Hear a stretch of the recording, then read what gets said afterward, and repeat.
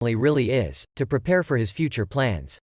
Going into the mine to work, Roman discovered many things. First of all, they divided people very reasonably. Everyone's safety is also very strict, which is probably the reason Dimitri's iron supplies are of extremely high quality. Because the Dimitri family has its own ore mine, the family has prospered to this extent. As for other places, they don't have it, so they have to buy iron from other places and then forge it before they can sell it, so the revenue cannot be higher than that of Dimitri's house. Having their own iron mine provides weapons to many other clans. With huge amounts of money they still have to buy them because there is nowhere else to supply them. These things have been going on for centuries. Seeing Roman chatting with other miners made Morkan annoyed and turned around to remind him that if he couldn't do the job, he should leave here without affecting others. Roman immediately apologized to him and went back to work. 1 week later, even though I've been working for 1 week, no one still talks to Roman, unless he's the one who asked the question first. Perhaps this is their way of hiding their sovereignty. Right at this moment, Morkan came to ask about Roman. Over the past week he had observed enough of Roman. At first Morkan thought he came here because he despised the miner profession. But after observing him, he saw that Roman worked very seriously, even more enthusiastically than other miners, and always completed the amount of ore he set. According to Morka's friend in the castle, the homeowner never ordered Roman to come here to work, but Roman still came here voluntarily. Morkan really couldn't understand it. Roman just smirked, an ideal answer or a realistic answer. He let Morkan choose. Morkan chose both, so Roman told him the ideal answer first. Dimitri is a mining city. People in the area mainly make a living as miners or blacksmiths.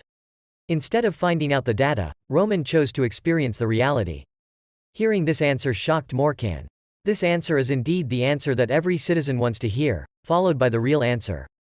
Although Roman is named Dimitri, the property does not belong to him but to his father. That's why he came here to find a job, to do something to contribute to the family. Morkan laughed that Roman was trying to make a living, but after all, he already knew the importance of mining. Morkan then answered all of Roman's questions. Dimitri's iron mine is the largest in the entire continent, not to mention the unknown area next to Dimitri's territory. If the family can master that area, its wealth will increase indefinitely. Right now there was an earthquake, ladder number 8 collapsed and people were trapped down there. Roman accepted the mission to go down there regardless of Morkan's continued interference. Just a moment later, Roman successfully rescued people. Then he gave first aid to this person's wound and let them take him to the infirmary. Roman loudly declared to everyone that mining is a dangerous profession. No matter how carefully they prepare, they cannot prevent sudden accidents. However, he hopes they can overcome everything, and Roman promises that as a family member he will do his best to help them. Lord Dimitri had heard the news from the mine, and he reproached Roman for not putting himself in such danger. Even if Roman is a 4-star knight, he cannot withstand natural disasters. This time I was lucky, but next time I don't know if it will be the same again. This time he let it go, but there won't be a next time. There's no way he'll allow Roman to risk his life just to save another person. Roman doesn't really care, he's just doing his job. Even though the family is always famous for having talented blacksmiths, the truth is that the people mainly make a living by mining. That's why the place Roman should study is at the iron mine, not the forge. After 1 week of working at the iron mine, Roman learned a lot. Since there are many dangers that occur in mines, no matter what, mining is indispensable. Unable to know when danger will come, he is determined not to let his son get involved in such dangerous things. Right now, Roman revealed to his father a way to avoid dangerous situations. That is using magic artifacts. The Lord has also thought about this, but magic artifacts are extremely expensive things. Roman knows that not only is it expensive, but it is often ineffective. But if they install antiques in iron mines, the output will increase no matter what, and they will also have the opportunity to develop more iron mines that they have touched. At first, they may lose money by spending money on buying antiques, but as long as they persevere, they will get it all back. Roman also plans to send a specialized team to inspect to protect the safety of other miners. In the martial arts world where big fish eat small fish, collecting information is also a very important thing. There are 2 large groups that specialize in collecting information, Jibang Goa and Hao Moon. They collect news around the world. Roman also decided to form a group in this world, but that was still not enough. Your guild cannot be restricted to this entire northeast region.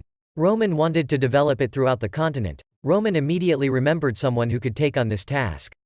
The next day Chris informed everyone again, Starting from now on, he would teach mana and swordsmanship to everyone. This shocked everyone. No one in this world was willing to teach how to use mana to others. Lucas didn't believe it, but after just a few days of training, Lucas could actually feel the mana. Roman planned in advance to try to make this guy Lucas happy. The former mercenary certainly had a stronger information network than the rest. But Lucas doesn't want to be a communicator, he wants to be by Roman's side fighting. Roman just laughed. He taught Lucas simply because of his contributions.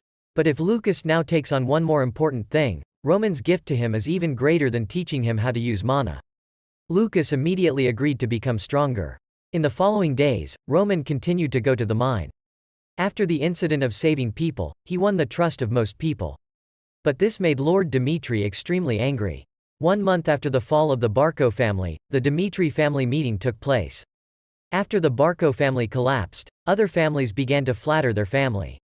It's understandable because now there is no other family that can compete with Dmitri anymore. The Lord resolutely refused all of them. Making peace with those who had turned their backs on him was not noble but arrogant, and one day they would bite them back. Thanks to the Barco family's battle, they learned that the variables taking place on the battlefield were very complicated. At today's meeting, they want to strengthen the territory's military, as well as buy more magic equipment. In recent times, they have lost a large amount of money to invest in antiques to protect ore mines, but the number of finished products that miners make has also increased by up to 30%. And they believe that soon it will continue to increase and they will get back all their invested capital.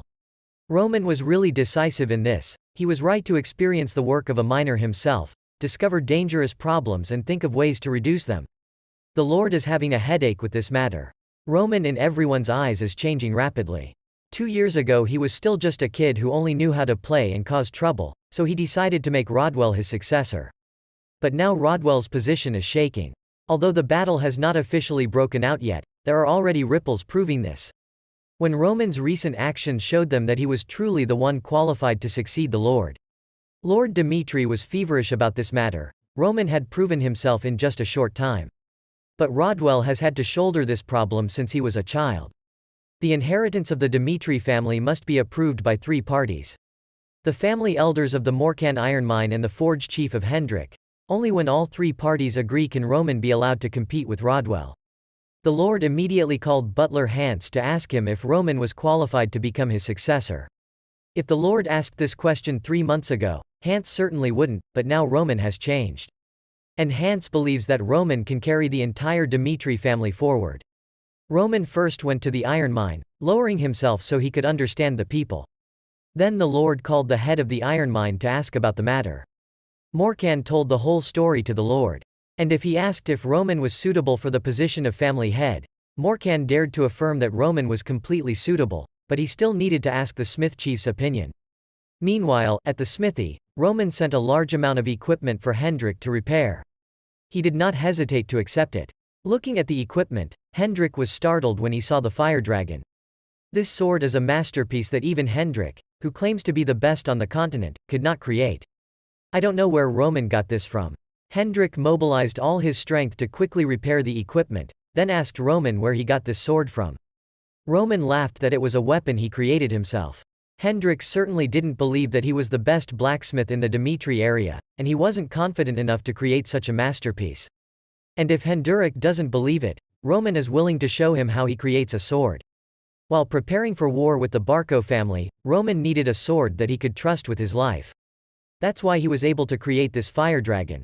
Roman has another goal in the near future, so he is also planning to create a new sword for himself to replace the fire dragon sword, just in time for Hendrik to witness his skills.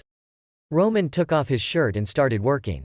Seeing that Roman wasn't wearing any protective gear, Hendrik was also bored. As expected, Roman didn't know anything about blacksmithing and was just trying to show off, but as soon as the first blow of the hammer, Roman made Hendrik change his mind. In the martial arts world, the standards for choosing weapons are completely different from this world. Here, it may be fine as long as it is sharp, but in martial arts, a sword must be able to withstand a high mana density to be a standard sword.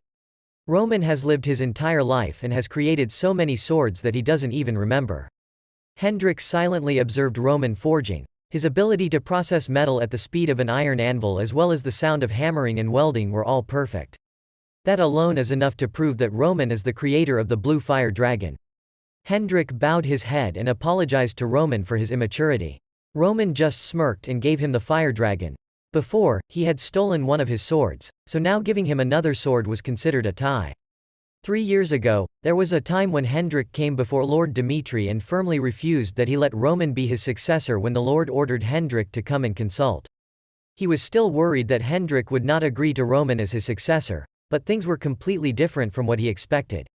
Hendrik smiled brightly and agreed without hesitation. After the day Roman criticized Hendrik because he hated him and hurt innocent people, Hendrik had to change a lot. But a part of him still did not recognize Roman, until he saw with his own eyes that Roman could create a sword himself. Hendrik let the Lord see that sword for himself. Now he thought clearly and forced a status dispute in the Dmitri domain. Even if Rodwell is considered the family's genius, it cannot be compared to Roman at the present time. Soon after Rodwell graduated from the Royal Academy in the capital, that was when the war broke out. The next day a monk came to the territory, to test whether Roman could really defeat a 4-star swordsman. Unfortunately Roman is currently away for a few days, so the Lord invites Yalas to tour the territory while waiting for Roman to return. When passing by Chris' training area, Yalas could not hide his curiosity to go there to see. Seeing Kevin and Bucky fight startled Yalas, as they were both Halo Knights. Of the 30 people Roman chose to be his teammates, not one was an Aura Knight. At this time, Roman discovered that Bucky was a natural martial artist. At that time, no one understood what Roman was saying. But less than a month later, Bucky was able to emit his own aura. Bucky rushed up to attack Kevin. His eyes were so scary that it made Bucky pale. Even though Bucky tried his best, Kevin was still able to knock Bucky away. There is even a murderous intent that wants to kill Bucky right now. Kevin didn't care that every battle had to be serious. Yalas witnessed this scene and couldn't help but panic. All the warriors were using the same type of swordsmanship, and their proficiency in it was extremely high. He was sure that these were not ordinary swordsmen. Yalas immediately turned back to confirm with the butler whether these were the knights of the Dmitri family or not. Barco immediately denied that these people were young Master Roman's private soldiers. This surprised Yalas, wondering how the hell these talented light swordsmen could be private soldiers. It must have cost a lot of money to hire them here. Barco laughed knowing who Yalas was talking about and told him the truth. Not long ago neither Bucky nor Kevin were swordsmen. Kevin is a normal citizen, and Bucky is just a C-class mercenary recruited by Roman. Thanks to the young master's help, they were able to grow to this point. The next day Yalas was really looking forward to seeing what kind of person Roman was. As soon as he entered the room, Yalas was surprised. His gait was leisurely and his eyes were confident, as if he was used to the life of a strong man. Yalas then mentioned that Roman actually defeated Homerus at the age of 25. If Roman can really do that, then he is the greatest genius in the history of Cairo Kingdom. Yalas will show Roman how to rank first and then evaluate his strength. There are 2 ways to place your name in the Valhalla Swordsman rankings. The first is an official match witnessed by judges. The winner immediately moves up the rankings, followed by an unofficial match where they have to check to verify their strength. In Roman's case, it was an unofficial match. To test, Roman just needed to put his hand on the ball of light. And if successful, Roman will be on the list of 100 strongest people on the continent. Roman laughed, knowing that he would participate in an official match to increase his ranking quickly. Yalas advised Roman not to do so, because arranging an official match requires a lot of procedures. And before now, no one in the Northeast region was listed in the rankings, so arranging for Roman took a lot of time. For now, you have to evaluate Roman's strength first. The ball of light will change color based on the amount of mana Roman has. Red is 1 star, orange is 2, yellow is 3 and 4 will be green. Because Roman defeated the 4-star swordsman, so at least Roman must achieve 3 stars to be recognized.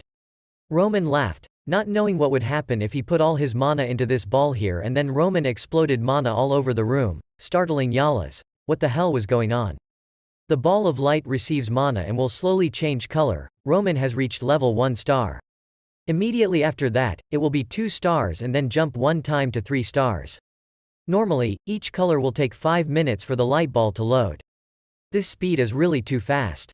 Right at this moment, the light ball turned green, showing that Roman had reached the 4-star level, then it broke immediately, making Mr. Yalas gasp. The solar energy ball is an item created by the most talented minds on the continent. Its durability can withstand the mana injected by a 6-star swordsman. Its final color was green, but even if the amount of mana injected exceeded the threshold, it could still withstand it, but somehow it was now gone. Roman thought it was a mistake, but even Yalas himself didn't understand what was wrong. This case had never happened before, so he couldn't give Roman an exact answer. But before it broke, the light ball emitted green light, proving that Roman was at the level of a 4-star swordsman. It's unbelievable that there is such a scary monster in the Dmitri family, but this also means that the Salamander continent is in danger of being overthrown due to the appearance of Roman. Mr. Yalas asked permission to go first, promising to give Roman the results as soon as possible. Returning to his room, Yalas really couldn't understand. How could Roman change so much, because before the age of 25 he was still a weak person. Yalas checked the light ball and it was not faulty. The only reason why it broke was because the amount of mana Roman injected was beyond its tolerance. Yalas quickly reported this to headquarters. The Valhalla Empire is not only war-crazed and barbaric, it is aware that the higher the empire's status increases, the more cunning it must be. Based on the rankings of swordsmen, they stole talented people from other countries into their empire. The superior raised Roman's danger level to level A, reminding Yalas to be very smart in the process of luring Roman to the Valhalla Empire. Yalas understood that instead of making Roman a 4-star swordsman, he announced that Roman was a 3-star swordsman. But being able to test his strength meant that Roman successfully entered the top strongest swordsman on the continent. Benedict, the main official of the state government agency, heard about Roman, the fact that he defeated Homerus. At only 25 years old, but already a 3-star swordsman and talented like this, other countries will soon pay attention to Roman. Valhalla and Kronos quickly acted to contact Roman, and Benedict quickly sent someone to attract Roman to his side. The western front of the Cairo kingdom, because it shares a border with the Kronos Empire, always breaks out in war every day. Countless Cairo soldiers die on the battlefield. Rodwell, the second son of the Dmitri family, was here. He also heard that Roman was a 3-star swordsman but didn't believe it. Because he still thinks that Roman is just a useless guy. The next day, Roman had a guest from the royal side, who came to test Roman as a royal knight. And to attract Roman to his side, all factions in the Cairo kingdom began to act. Royal knights are the only knights who serve under the king, which is the highest position a knight can achieve. Normally, to become a royal knight, Roman must go through many evaluation processes. But you are a special case, so the king sent someone here to invite you to serve. Roman laughed, that's all. Because he was the eldest son of the Dmitri family, he had everything, so why did he have to go all the way to the capital just to be a royal knight? This made the envoy angrily pound the table, saying that Roman was too arrogant. The only reason the king sent him here was because the king valued talented people like Roman. The title villa is a huge reward for Roman. Roman told the messenger a few more things: that 5 days ago, someone from the Grerori family came here to recruit him, with the promise of giving him a mansion with thousands of square meters of land and a lot of gold and silver. The Denver family from the Valhalla Empire came 3 days ago and wanted to be your sponsor. Especially last night, Roman received an envoy from the Benedict family who offered even higher privileges, promising Roman to give him 3 times more than what other families could give him. The royal messenger still hasn't given up, knowing that other families are trying to conquer Roman. But those people only want to bring Roman back to serve, so they have the opportunity to invade the country of Cairo. Maybe the king couldn't give Roman as much as they did, but he still hoped Roman could help him keep the country quiet. In just one country, there are up to 4 powers. This makes Roman laugh. Tell him that all the proposals do not satisfy your wishes, so you will not agree to either side. However, it was not like there was no chance, so Roman asked him to go back first. Roman has already planned everything in advance. He will not agree with any force, but he will confront all 4 forces. So for now, you just have to buy more time to think of a way to deal with it. The next day, Valhalla's people came to find him again. This person tried to persuade Roman with the promise of letting Roman use the first-class secret books. This really made Roman nervous. Valhalla's secret books are all ancient martial arts that very few people can read because they are kept very carefully in the family. But Roman still refused with no better reason. Currently, there are many families that want him, so Roman must carefully consider which family is worth his sacrifice. Of course, this is just a deception. He will not join any family. Saying these things makes the historian believe that Roman is hesitating, but once he decides to follow Valhalla, he will loyally serve them to the end. So he generously gave Roman a gift, reminding him to be careful in the south of the territory. Roman's enlistment time has finally come. The place he has to go is the southern border.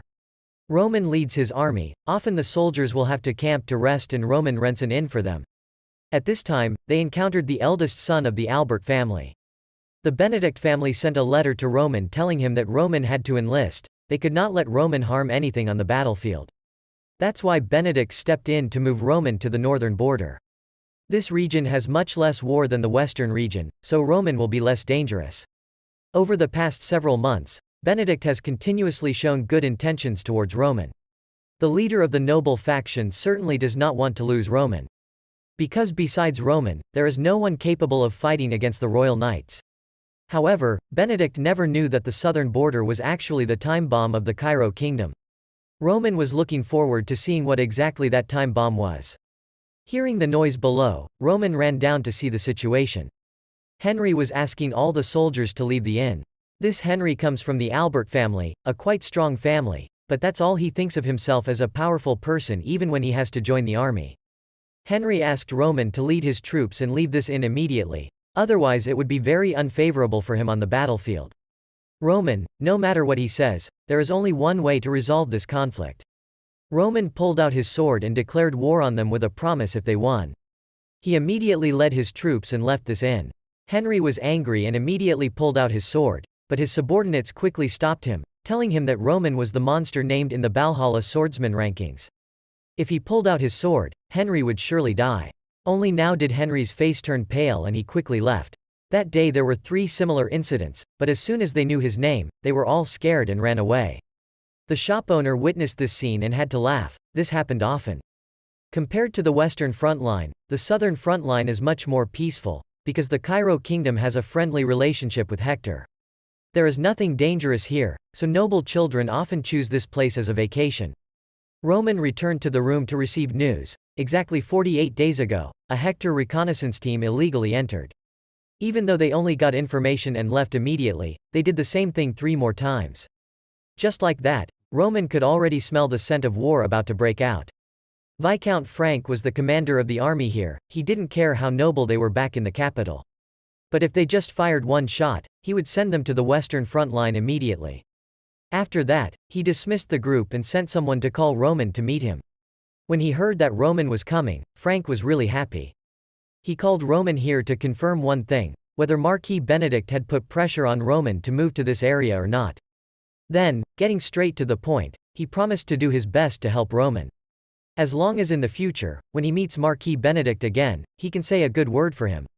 Roman agreed immediately. There was no reason to refuse. As soon as he walked out of the room, Henry ran up to brag that Frank was his uncle and then quickly ran in to tell his uncle. But as soon as he led Frank to meet Roman, he slapped Henry stupidly and he didn't understand why. Since little Henry was very close to his uncle, Frank always did what Henry asked. But now that he was being slapped like this, Henry couldn't understand. Frank was trembling at this moment. The person who was supported by Marquis Benedict had unlimited future. Having money means having power and he himself cannot touch it, so he apologizes to Roman on behalf of his nephew. After Roman left, he kept scolding Henry. What the hell were you thinking, touching Marquis Benedict? Even so, Henry couldn't believe that his uncle would slap him, so Frank had to hit and rub at the same time, thinking it would help him get promoted more. Henry must stop being weak at home, and advise Henry to try to please Roman from now on. And if you keep fighting with him, you won't have anything anymore. Roman returned to his room. Frank even prepared a private room for him. A person who dares to openly reveal his intentions like that is very easy to control. Roman smirked that his time in the southern barracks probably wouldn't be bad at all. 3 years ago McBurney was a veteran military officer on the Western Front. He was a bit annoyed when he had to organize war games for the nobles. McBurney volunteered to go to the battlefield so he could protect his country. At first he was just a regular soldier, but after 10 years of dedication he led an army of hundreds of thousands of soldiers. But in a battle he lost his right arm, the most dominant hand to hold a sword. At that time, he did not feel any pain at all, only afraid that his fighting life would end here. Because he lost his right arm, McBurney was transferred to the southern barracks and made an instructor even though he was no longer allowed to go to the battlefield. But he can still contribute to the kingdom. Even if he doesn't like it, he still has to accept it. After arriving at the southern barracks, he realized that this place was truly a disaster as the nobles were completely exempt from training. McBurney tried to change that but got nowhere. He was so bored that he could only walk around and observe them. Right at this moment, he encountered Roman's team, which made him extremely shocked that in this southern barrack, there was a team that followed the regulations of lining up neatly. It seemed like there was something very strange about having a squad leader like this, so McBurney immediately went to advise Roman to rest like the other nobles. This makes Roman mock them for being stupid. When the enemy attacks, there's no need to differentiate between classes. That's why, as a Roman commander, he also has to practice. This was the first time McBurney heard these words from a noble. He sneered as if Roman wasn't like the other guys and immediately started practicing. The first exercise is to climb the mountain every day no matter what the weather is like. Next, they practice swinging their swords on the battlefield with no time to rest. That's why they have to train their physical strength to be strong at all times to be able to take on the enemy. It was only the first day and members of the other nobles were already breathing oxygen, and Roman's army didn't listen to their complaints, making Henderson very uncomfortable. They can't stand the harshness, it's just because they don't try, don't make excuses. Henderson, who belonged to the Lawrence family on the day he received news of Roman's recruitment. He made up his mind to become Roman's subordinate. He thought he was just a regular soldier and didn't need to put in much effort. But Henderson was mistaken that famous mercenaries were also coming to respond to this recruitment. Henderson quickly became a lamb surrounded by wolves. This made him think that he was not qualified to serve Roman, reporting to Chris when he himself was so useless that he couldn't even hold a sword. Yet now he wants to come here to serve Roman. What an arrogant act. So Chris told Henderson some interesting stories. When Chris first met Kevin, that guy was still just a kid filled with hatred. Chris himself couldn't understand why Roman recruited Kevin to join his army, but now Kevin has improved significantly. Next is Chris himself. Chris was very arrogant at first. Dare to challenge the young master to a duel the first time we meet, only to be beaten face down. But thanks to their determination to follow Roman, Chris or Kevin have now become a different person. Chris assured Henderson once again that if Roman personally recruited him into his army, Henderson might be miserable right now. But one day he can become as strong as Kevin. Starting from that day Henderson changed. Even though he vomited or fainted from exhaustion, Henderson still tried to catch up with his teammates, and then there was the Henderson of today. Standing in front of the weak men, Henderson asked them if they knew what war really was. War did not wait for them to prepare, but they were always ready to receive it, not sit and complain like this. Henderson hated these useless people and left. The training exercises continued in the following days. Even though the difficulty increased, Roman's army still gritted its teeth and endured. Henry sat in a corner observing and thinking of ways to approach Roman, but in the end he still gave up. The Hector kingdom, the head of the guard group, came to report to the king and had already explored the southern front of the Cairo kingdom very well. Currently Cairo is pushing troops through the western front, so the south is very loose. This is the perfect opportunity for them to invade. Hector was once a great power, but after losing to Valhalla, their military strength is now only equal to Cairo's, so the only way is to make peace. At this time, the eldest son Edwin spoke up to remind his father, so he quickly made a decision. The war left by the previous king had seriously weakened Hector, to the point that the people were miserable. Now, invading Cairo was the only way, so the emperor gave full decision-making authority to his son Edwin. Meanwhile on the southern front, 3 weeks of training had ended. Roman's group was officially assigned to the 5th Reserve Line. Before leaving to thank Roman for his efforts, McBurney assigned give you a summary of the information and terrain characteristics of the southern front line. If one day the war really breaks out, it will be of great help to Roman. Right now, Hector's army has arrived to invade the southern front. Frank specially arranged for Henry to join the 5th Line team, where Roman would be stationed with a warning. Surely within 2 years he had to win his favor, while moving Henry was so upset that he had to win Roman's favor. Right now, the emergency alert to the Hector kingdom has started a war. Henry didn't understand what was going on when he turned around and saw Roman gone. The first line of defense is also the first place to engage Hector, but the 5th line of defense is in danger of collapsing after that. The first line of defense has collapsed and the 5th line is now starting to regenerate. The commander of the 5th line, Baron Bruce, is trembling at this. Since he was transferred here, he has only had fun. The 5th line was originally a paradise for nobles. This place has long since lost its essence as a frontline front, with middle-class nobles and above all bribing Bruce so they can live lavishly during their time on the front lines. Letting them get past the fifth line is like committing suicide. Bruce ordered the soldiers to try to hold back while waiting for him to contact the royal family, and Roman ordered the soldiers to go to the fifth line. After 3 weeks here, Roman realized that the fifth line was too loose. Lacking defensive capabilities, equipment is cheap and basically cannot withstand the enemy's attack. The reason McBurney placed Roman in the reserve line was so that he could easily support the defense line, 2 hours away from being present at the defense line. But 2 o'clock was too long. Roman had to get there in 1 hour. While moving, he saw Bruce running towards him. When he saw Roman, he immediately asked him to take him to a safe place first. Compared to the safety of the soldiers, the safety of the commander was more important. This made Roman very angry that he appeared here, while the soldiers were still fighting to the death. Yet he also claims to be a commander. Roman strangling him like this means he is deserting, and according to the law, deserters will be sentenced to death on the spot. There was no need for anyone else to use Roman's sword to slash his neck and then quickly reach the defense line. At this time, the defense line was in serious danger. Stephen, the only useful person according to Lucas, at the fifth defense line was fighting hard. But he was at his limit, but luckily Roman arrived in time to save him. Roman announced that Bruce had deserted and was executed, and Stephen would now take over the place for him. Since Stephen has been defending here for so long, Roman lets him decide whether to retreat or fight. The situation is now very tense. Stephen feels that retreating is a reasonable decision, but if they do so, the enemy will occupy a very favorable area. Now there's only one way left, to fight to the end.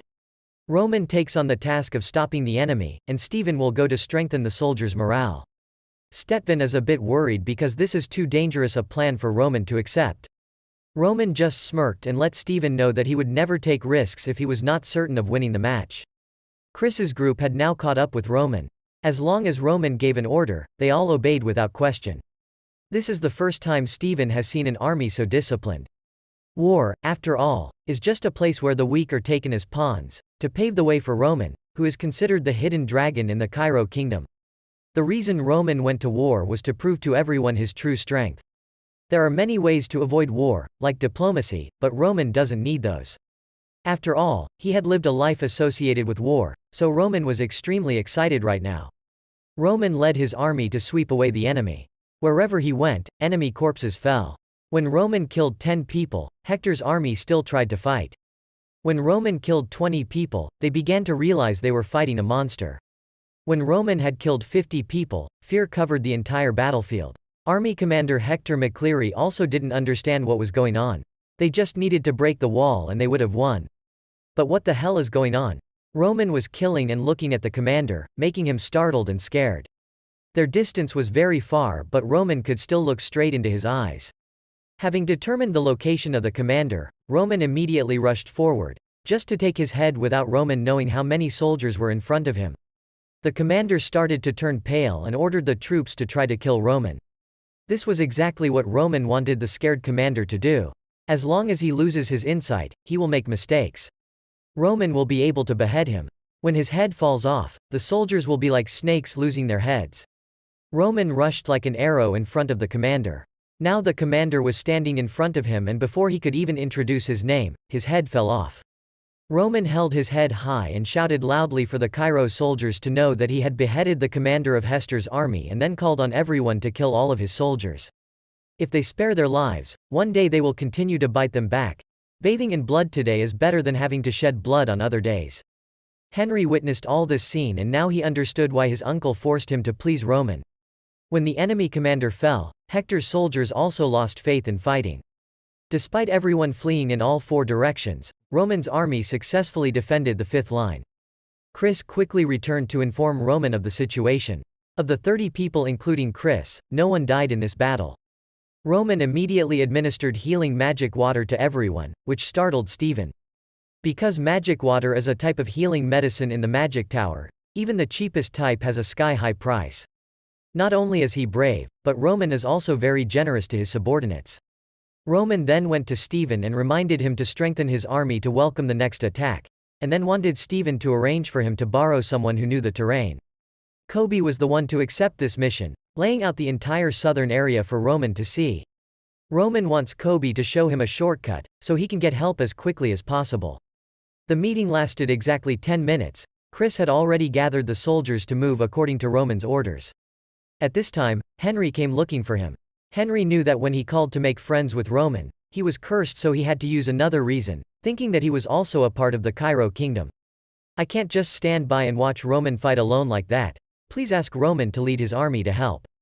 Roman, before moving, reminded him once more that he followed him willingly, and if he caused any trouble, Roman wouldn't hesitate to leave him behind.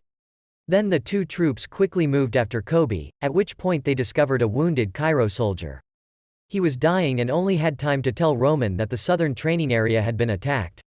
This made Roman a bit confused. Instead of attacking the front line, why did they attack the training area? This brother ran away from the training area a long way ago. If we were to estimate, the training area might have been captured 30 minutes ago. Roman quickly urged everyone to go to the southern training area.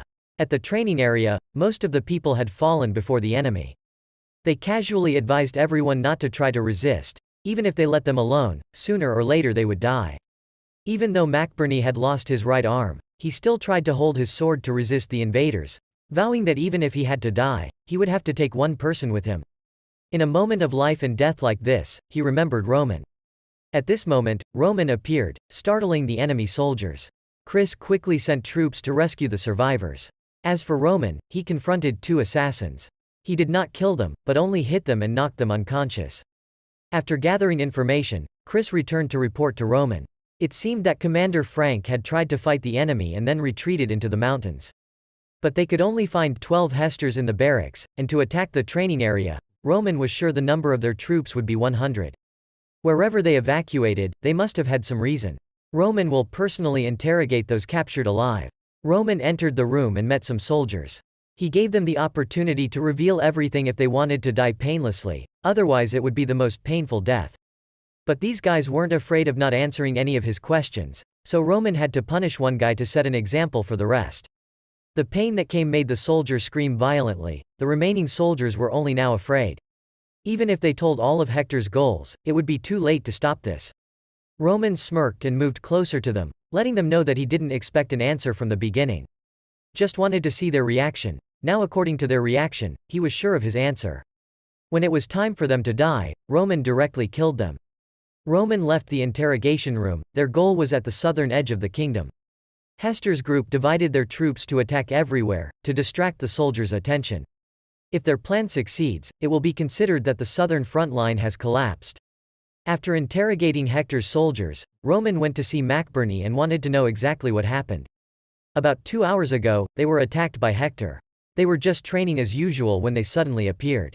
McBurney quickly gathered troops to counterattack, but due to the difference in numbers, only their side suffered damage. Even McBurney himself did not know whether the commander of the Frankish army was still alive or not. There was nothing special about their equipment. McBurney remembered that their commander's face was full of scars. Roman immediately recognized that this army was probably the bodyguard army of Hector's kingdom. But McBurney still doesn't understand why they attacked the training camp. As Roman understood, they wanted to destroy all reinforcements for the frontline troops. Attacking the defense line was just a smokescreen. Their goal is the Space Gate. Space Gate is the highest form of magic that can control space. Because it has the ability to teleport instantly, fighting for it has become an extremely fierce battle. This time, the Hectors can put all their heart and soul into this war, so if they let them successfully carry out their plan, they will win for sure. It seemed their plan was to occupy the Space Gate behind the southern camp. McBurney was startled and wanted to quickly go to reinforce that place, but Roman stopped him. There was no need for it now. Because there had not been any request for aid, Hector's army left the camp about an hour ago. They have definitely occupied the space portal by now. They have been isolated from both the front and the back, so in Roman's view, this will be a war that they will have to survive on their own. The kingdom won't be able to send any more reinforcements here. Meanwhile, the king from Edwin received news that his plan had succeeded, but this guy was still very careful to remind his subordinates to stay calm. The key now is still to destroy the city wall. If successful, the southern front line will automatically fall into their hands. In the worst-case scenario, he orders his subordinates to destroy the Space Gate immediately. They had been planning this for a whole year and were not allowed to fail. Jackson's side of the Space Gate had also successfully penetrated. 1 year ago Edwin made this offer to him. The royal treasury was now depleted.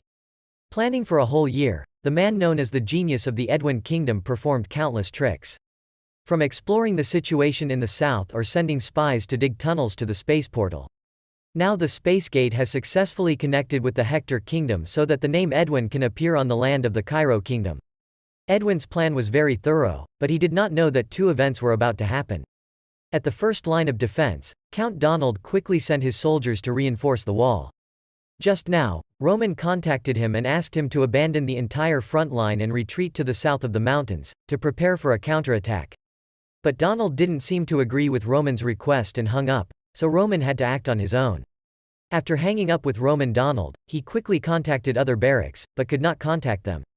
Only now did Donald believe that what Roman said was completely accurate, but he still stubbornly wanted to stay in the citadel and wait until reinforcements arrived.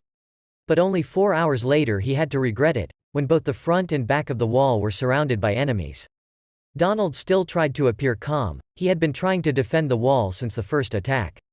He believed he could stay within the city walls.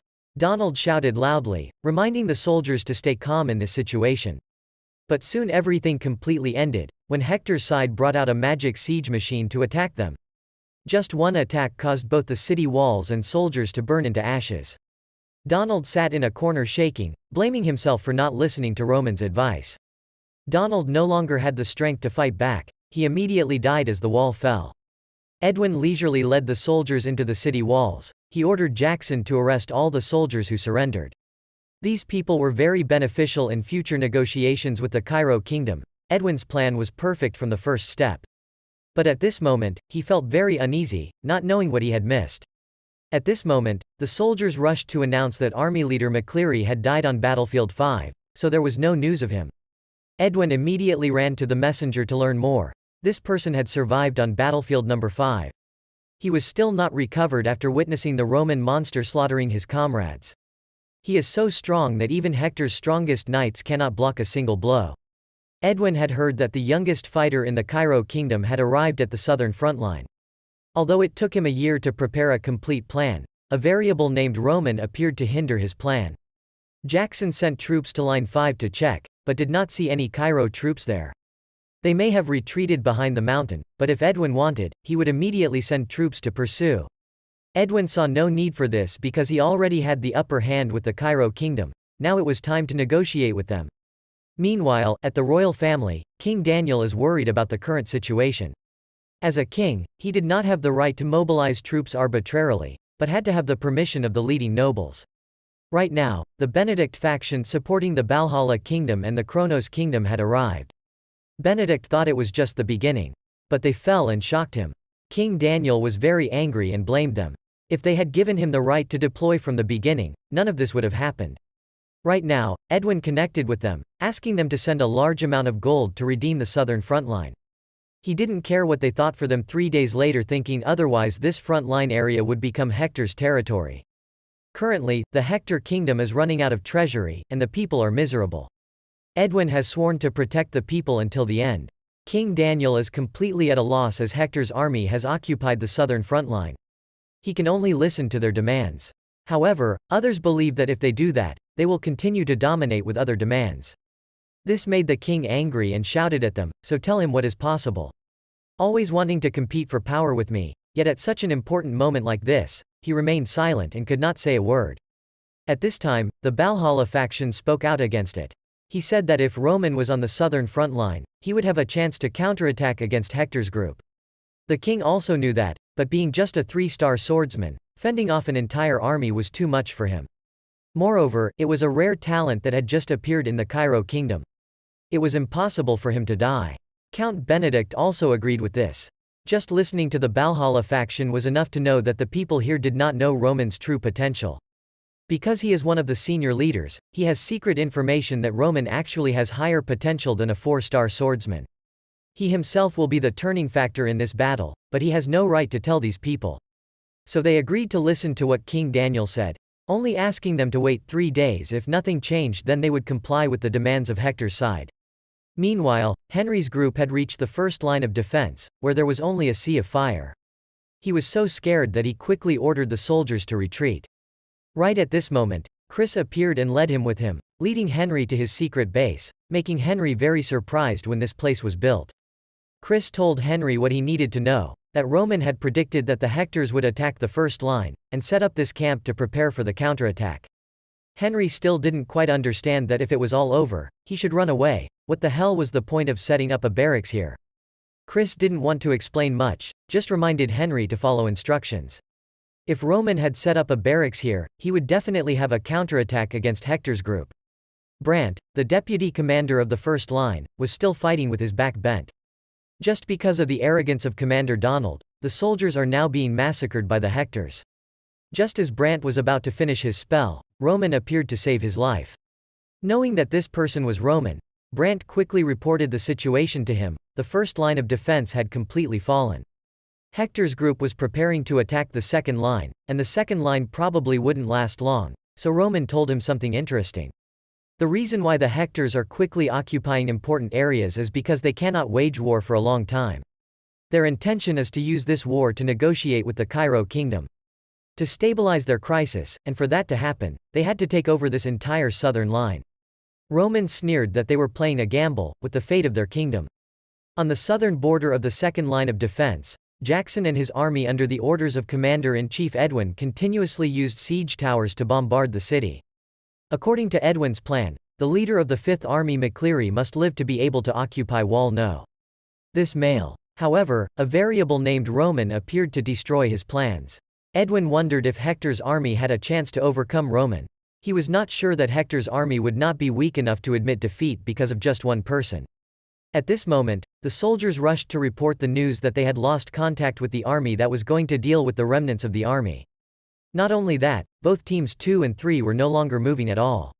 Edwin quickly returned to the barracks so that Jackson could report the situation. As soon as Jackson and his soldiers broke through the second wall, he sent 3 teams to deal with the remaining enemy troops. But just an hour ago, all contact was lost.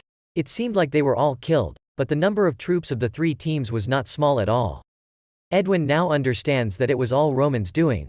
Jackson feels that if it continues like that, it's not okay. Roman is a variable. It was Roman who could make it difficult to besiege their citadel. Edwin then immediately decided to concentrate his army on eliminating Roman. From what Edwin heard, Roman was definitely hiding in the mountain. With his instincts, Edwin was sure that Roman would ruin everything if he didn't eliminate him right now. He ordered soldiers to go into the mountain to capture Roman. Because this mountain area is very large, it will take a lot of time to search. That's why Edwin divided his army to surround the mountain and then slowly approach the top of the hill. Commanding teams 2 and 3 to advance deep into the mountain, he was very alert and constantly asked about the soldiers' situation. But in just a moment he found himself isolated, standing alone without any soldiers by his side. He felt bad and quickly blew the whistle, but Roman didn't let him do it. Hector's group's decision was much faster than what Roman had expected. He thought they would focus more on Wall No. 2.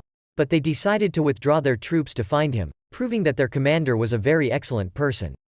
Roman immersed himself in the night, killing everyone one by one.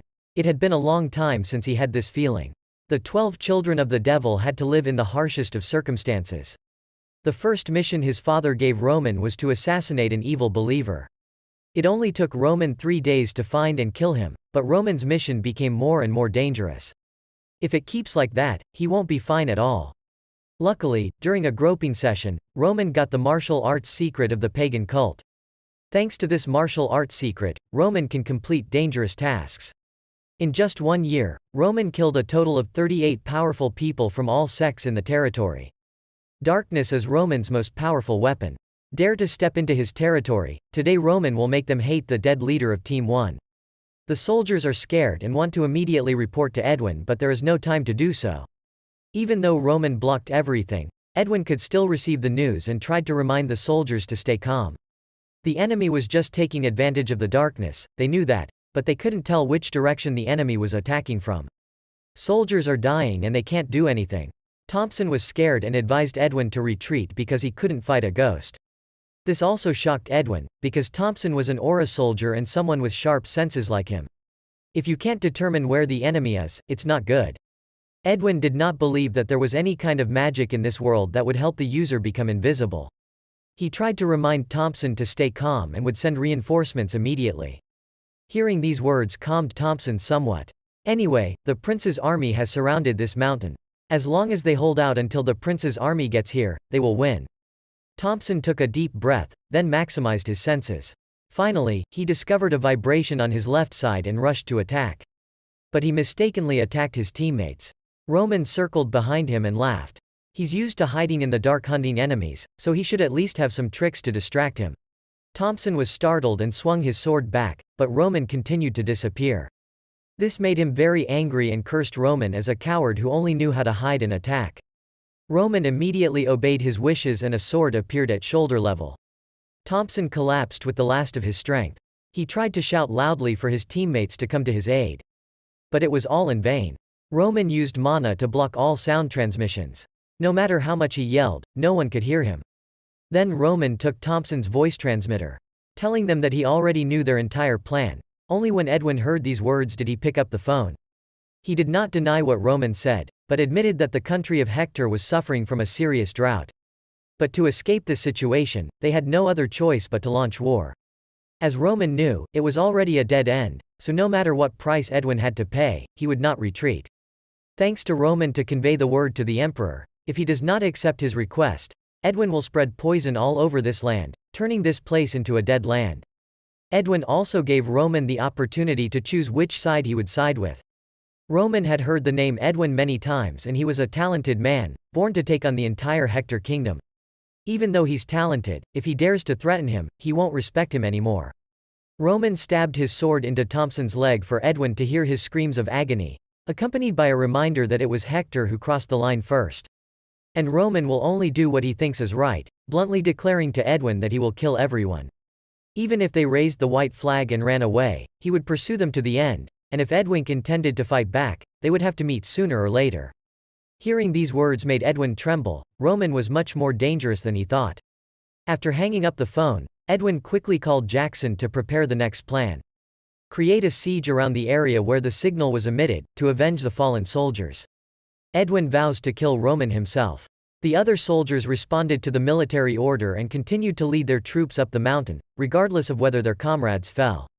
They were also forced to block Roman's retreat. Early that morning, Roman gathered the soldiers and taught them a new skill, such as using branches or stones. All of them have mana even if it's just the smallest amount. Seeing this skill makes everyone shocked. Apparently just a minute ago Roman was here, but now he has disappeared without a trace. This skill is called Visual Trap, a specialized skill used to hunt enemies in the dark. Chris hid in the night and easily defeated Hector's soldiers, which couldn't help but make Chris excited, just like what Roman had said. Hector's soldiers could not detect Chris's presence. Chris ordered his hiding comrades to appear and attack the enemy. Chris and his team successfully destroyed all enemies in this area before reinforcements could even arrive. After that, he quickly called on everyone to retreat, and at the same time, a fight also broke out at another location. Leading this area is Kevin. Everyone now recognizes that Kevin is a crazy monster, always trying to catch up with Chris little by little. The other two fronts of Vulcan and Fuki have also completed their missions. They were divided into 4 groups, all 4 groups attacked at the same time at different locations. The soldiers quickly returned to report to the prince, confirming that the Roman side had magicians. Because whether they are in the light or in the dark, they still disappear and appear. Edwin doesn't believe this because there is no magic that can teleport so many people. It can only happen if they use a magic scroll. But these magic scrolls were strictly controlled by the Mage Tower. There was no way the Southern Front would have this. That's why the only possibility is that there is a magician here, but it's still too difficult because magicians are even rarer than Oranites.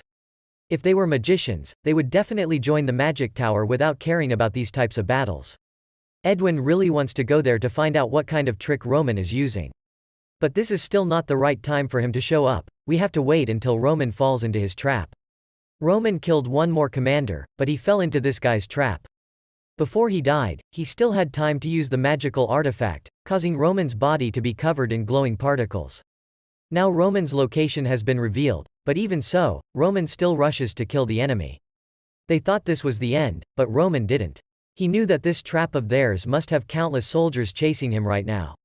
Then it would be easier for Roman to kill more guys. At this moment, the name Jackson appeared. The energy he emitted must have reached at least 4 stars. Roman did not hesitate to rush into battle with him. Jackson is a 4-star aura swordsman but is not promoted to the elite knights of the Hector Kingdom. He is only a commander of an elite squad of soldiers. This made the others unaware of his true strength. Jackson put all his strength into the first blow to defeat Roman as well. But Roman did not change one bit.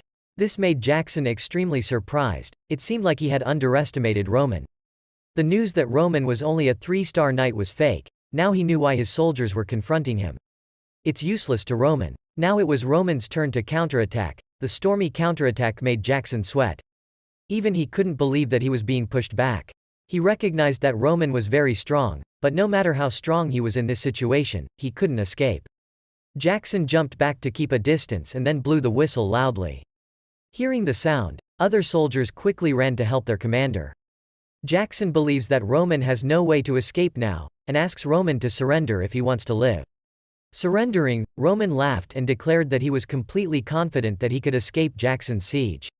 Even if he surrounded you on all sides, that still wouldn't be enough to capture you. Roman moved behind him, making Jackson sweat. Roman has a very sharp sense. For the captain to command the soldiers to come here to arrest him, Roman is sure that Prince Edwin currently has no one around to protect him. After saying that, Roman disappeared. Jackson quickly mobilized his soldiers to return to protect the prince. The best way to end a war is to capture the enemy general. Roman relied on the flow of mana that Edwin used to transmit to determine his location. Roman soon appeared at the foot of the hill where Edwin was stationed. Roman slashed all the soldiers protecting him and then rushed forward, intending to kill Edwin too, but this guy was not afraid at all. Roman was startled to realize there was a change in mana in his body. This guy is a mage. Edwin shoots a fireball at Roman, which is too easy to avoid. Next, countless tree roots sprouted, but how could they stop Roman? At this moment, a man rushed forward to attack Roman. This guy's attack is different from Jackson's, it is much more powerful. So this is the royal knight of the Hector Kingdom, a 5-star swordsman. Roman sneered that this guy had prepared so carefully to capture him, and Edwin was very confident even though Roman had reached the level of a 4-star knight. But facing the royal knight Butler, he never stood a chance. Edwin and Butler simultaneously attacked Roman. He could only bend his back to block the attack. Even though he expected there would be a trap, Roman never expected that Edwin was a magician, or that he would bring the royal knight here. Roman happily stood up. Everything was so wonderful. Only when he was on the brink of death could Roman feel like he was alive. Roman rushed straight to attack Edwin, but luckily Butler was able to block him in time. Being able to block even one of his moves, the strength of a 5-star swordsman is certainly no joke. But Roman's physical strength has reached its limit. He had to think of a way to escape from this place, declare directly to Edwin, "The next time we meet again, don't dream that he can survive."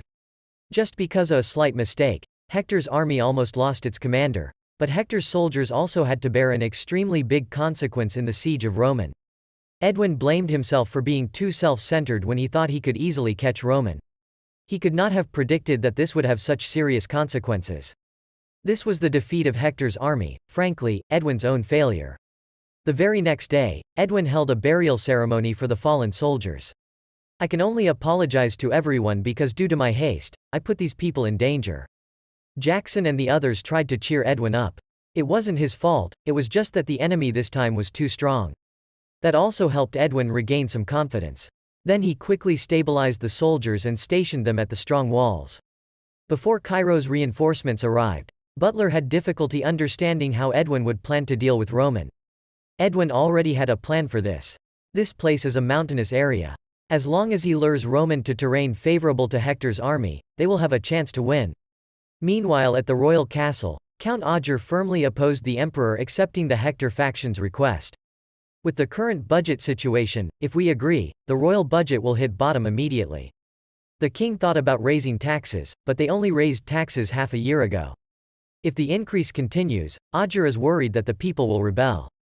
Daniel thought about using money from the Cairo nobles, but if he did so, it would create even more opportunities for the nobles to threaten the majesty of the royal family.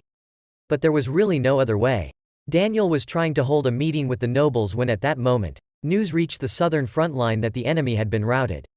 This makes it very difficult for the factions to understand how the hell to expel Hector's army. While their number of soldiers exceeded 10,000, to confirm this they had to immediately contact the southern front line. The person who answered the phone was Henry. He introduced himself as being from the Albert family, and this was a small family so no one cared. Who cares? He answered the phone for Roman. Henry explained that he had now joined Roman's army. Because Roman did not want to show his face, Henry, being a noble, took the liberty to represent Roman. After that, he told the king everything, and affirmed that the credit for this victory belonged entirely to Roman. Henry recognized Roman's strength, so he did not hesitate to flatter Roman as much as possible to the king. After hearing the story, the king and others realized they were too weak. Now there is no more negotiation but to regain the majesty of the Cairo kingdom. After the meeting, Roman's strength made the factions want to pull Roman to their side even more, and Henry was still trying to please the Roman soldiers. Chris was a bit uncomfortable with this guy. He knew exactly what Henry wanted. He advised Henry that instead of being here and flattering them, he should try to become someone they can trust on the battlefield. The military forces present in the southern line are currently ordered to help Roman buy more time. Before the royal army came here to help, at the third line, Commander Vasili was a little doubtful of the strength of Hector's group. When Roman defeated them like that with only 200 people, Vasili had been defending this place for 3 years. This is a God-given opportunity for him to achieve success, with the belief that Roman can do it, so can he. Vasili quickly gathered soldiers to wage guerrilla warfare. Hector divided his army to attack the defense lines at the same time, to be able to capture it as quickly as possible. With defense line number 3, they left 3,000 troops here. Because of Commander Vasili's ambition to achieve success, he led his army out of the citadel to fight Hector's horde and received a tragic ending when Hector's army was not as weak as he thought. Vasili's army had been defending for so long that it had no combat experience. If it was beaten to pieces, there was no way to retreat. Vasili died in battle right here. News of his death quickly reached the king's ears, and soldiers quickly came to report to Daniel. Both lines 3 and 4 are being attacked at the same time, as is line 2. It was so critical that they couldn't last 10 days and wait for reinforcements to arrive. Only now did the king realize the problem was not because Hector was too weak or because Cairo was too strong. The overwhelming victory last time was simply due to Roman's presence. But in this dangerous situation, he could not contact Roman. Roman is currently cultivating in seclusion. There are too many things in this world that Roman still doesn't understand. Among them is magic. If in the martial arts world, people absorb the essence of heaven and earth to increase their power, then here how magic increases power is still a mystery. If Edwin had been a little stronger in the battle before, Roman would have had no way back. Roman fights in his imagination with both Edwin and Butler. Right now he couldn't win against that combination of two people, but the harder the challenge, the more Roman forced himself to overcome it. Because he had always been looking forward to a match that he could bet his life on, Roman was finally ready. Meanwhile outside, Henry was frantically asking Chris to call Roman out, when the royal family had already urged him. Wait until after Roman goes out before Chris reports back to him about the situation. All defense lines are open. After getting enough supplies, the Hectors withdrew their troops to the rear. According to Chris, this was the place where they held out until the end. After that, Roman contacted the king again.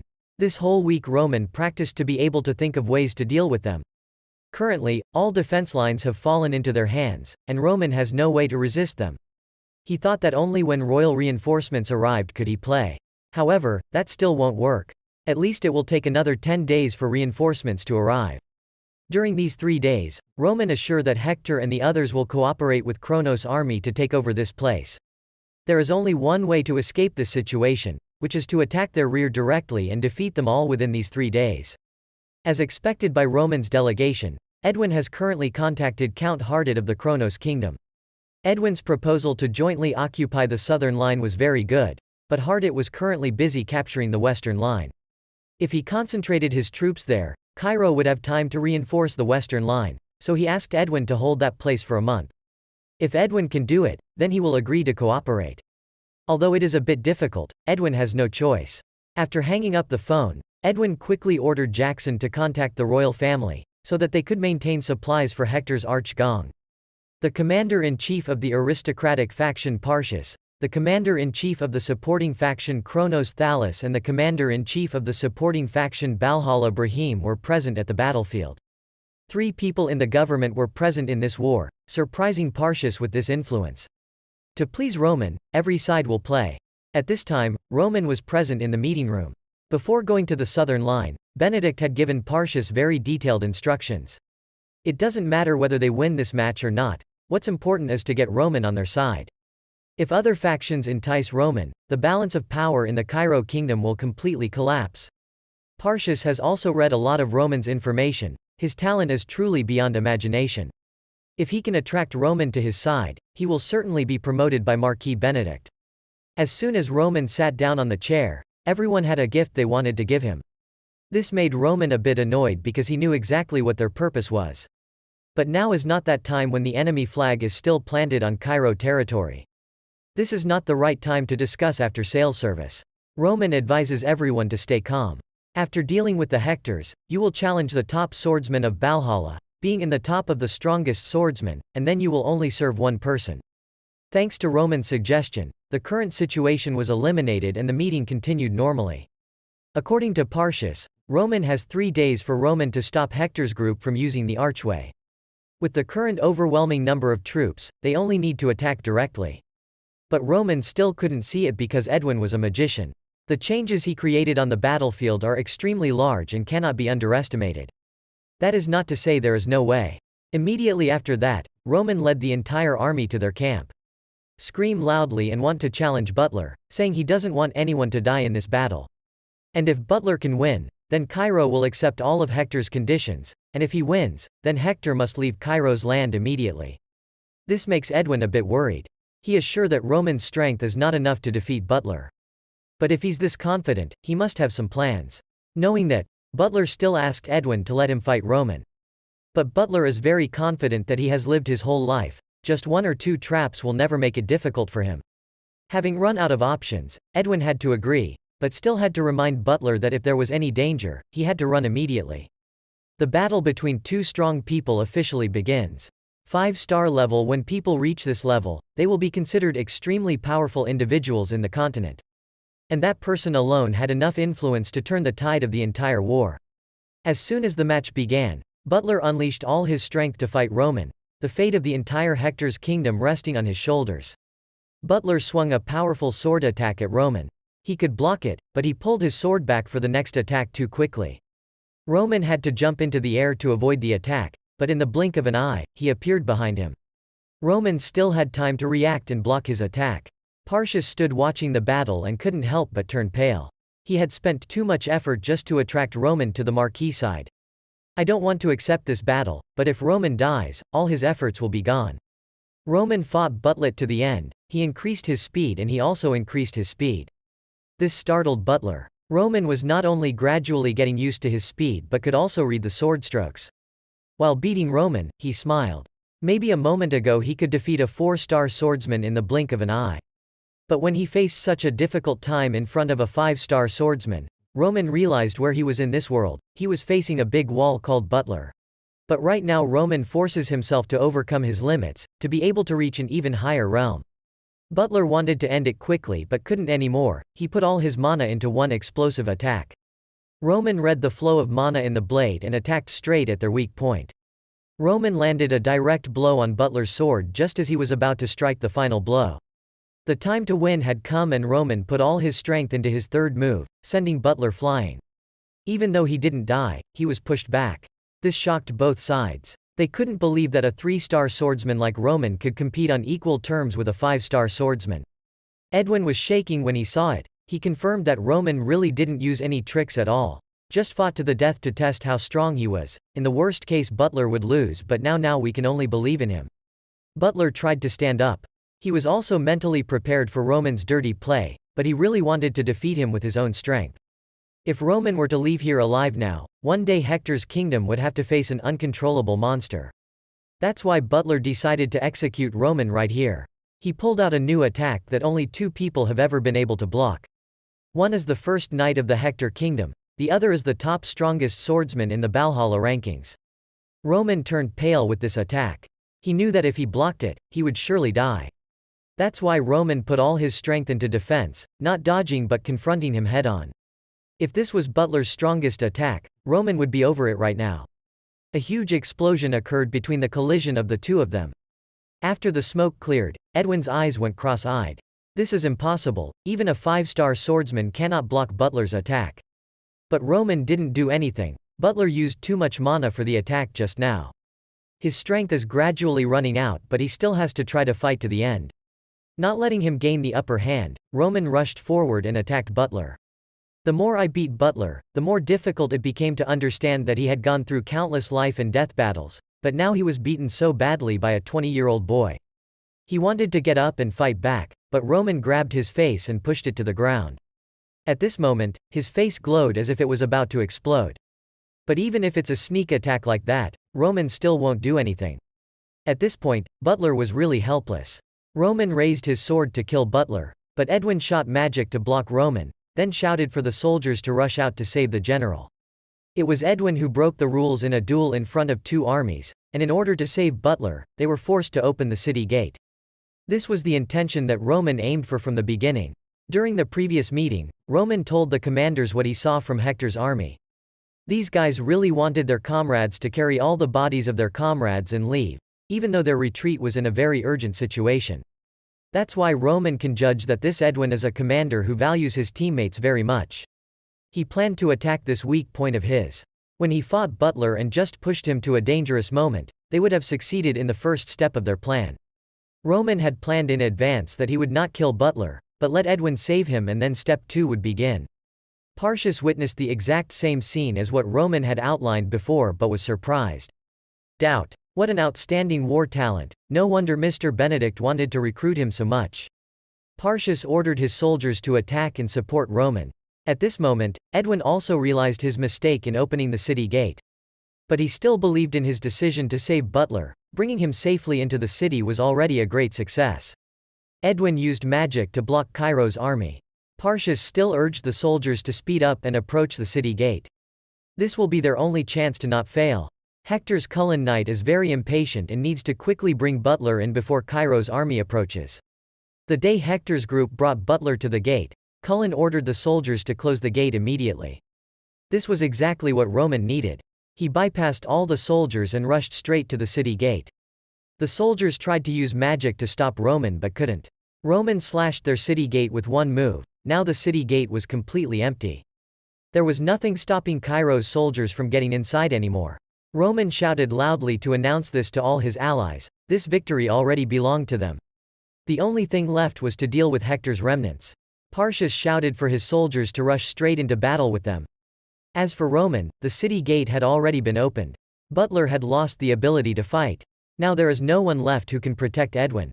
Edwin stood in front of Roman and still didn't know where he was wrong. All he did was attack and occupy the enemy's rear base. Edwin was very confident that this decision was not wrong.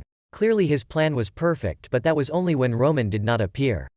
It's true that it was all Roman's fault. First, there was the plan to attack the fifth line. Then there was the guerrilla war on the mountain, causing Edwin to lose nearly 1,000 elite soldiers. He still couldn't understand why he failed so badly.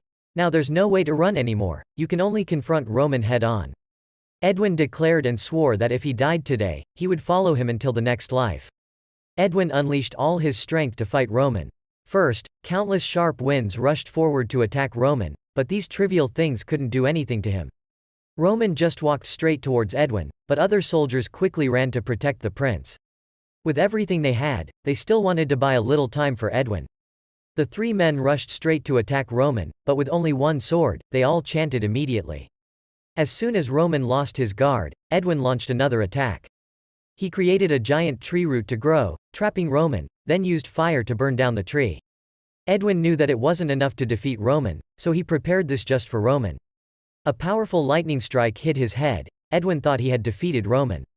Until Roman's voice rang out behind him, Roman acknowledged that Edwin was very strong, but this was the end. Roman swung his sword and slashed, but the knight Cullen appeared to block a sword for the prince, then burst into tears. Urged the prince to quickly run away from this place. But at this point, there was no way for Edwin to run anymore. He collapsed and screamed miserably for his teammates. Roman pressed his sword to his neck. No need to feel sad or anything, he would let him follow Cullen soon. Jackson and the other knights quickly rushed to rescue Edwin. Edwin had lost all fighting spirit at this point. The other knights stayed behind to stop Roman so Jackson could take the prince away. Jackson ran while trying to shock Edwin's spirit. Even if Edwin is considered a weak failure, The people who sacrificed their lives for him cannot be allowed to go to waste. Edwin must live. Jackson shouted loudly for everyone to leave the castle and retreat. The other knights stayed behind to beg Roman to stop this battle. Roman had already won. Of course Roman did not agree. This war was started by them first, so this is the price they have to pay. All Hector's troops retreated from the battlefield, and the commander's troops also quickly entered the city. The scene before their eyes shocked them, as Roman sat on a pile of bodies. His appearance completely reversed the outcome of a battle. After this match, Roman's reputation increased even more because this was an unprecedented feat.